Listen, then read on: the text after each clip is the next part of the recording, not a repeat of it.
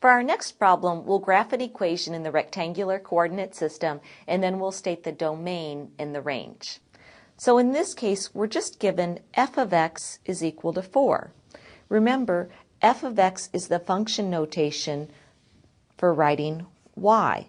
So this is really the graph of the equation y is equal to 4, which is a line, and it's really a special case line. Let's look at a couple of different x values.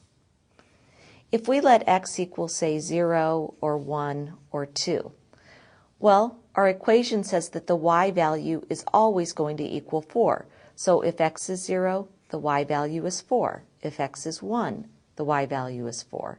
If x is 2, the y value is 4, and so on.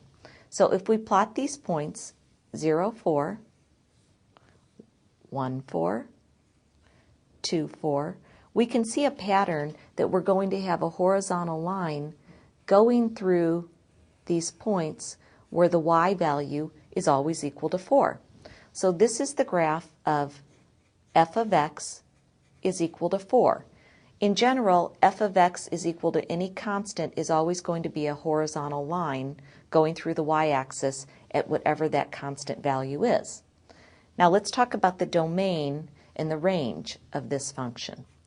The domain consists of any values that I can allow x to be. Well, we saw in the beginning of our example that we can really let x equal any value we choose. So we're going to use the values from negative to positive, infinity, since x can be any real number. How about the range? Remember, we look along the y-axis and look at the values that y can be. Well, if we look along the y-axis, we can see that the only y value that y will ever take on is the value 4.